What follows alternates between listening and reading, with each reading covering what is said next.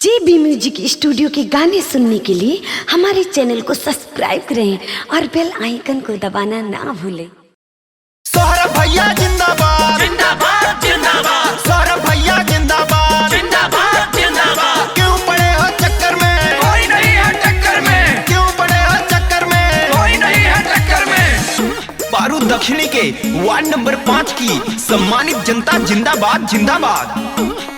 आइल चुनौआ हो, खुश गौआ गौआ हो, सब लोग है कहता सौरभ भैया जिंदाबाद जिंदाबाद जिंदाबाद। आइल चुनौआ हो, खुश गौआ गौआ हो, सब लोग है कहता जे भी जीतल बाटे कुछ ना कइल बाटे, टेंशन भइल रहता के बाटे निमन वार्ड सदस्य बनावे के बाहो।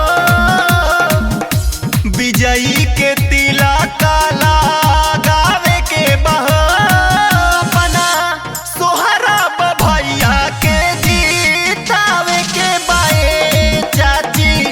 विजयी के तिलक लगावे के बाए भाई, सोहरब भैया के जीतावे के बहो।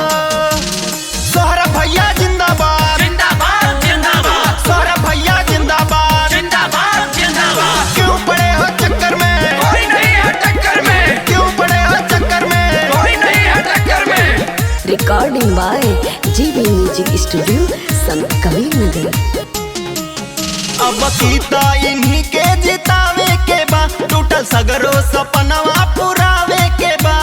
सौरभ भैया जिंदाबाद जिंदाबाद जिंदाबाद। सबके हुधाइले बयास, टूटे नदी है विश्वास। अब सीता इन्हीं के जितावे के बा, टूटल सगरो सपनवा पुरावे के बा। अब की बेरी लजिया इनके बचावे के बा हो। विजयी के तिलक लगावे के बा हो, अपना सोहरब भैया के जीतावे के बाए चाची।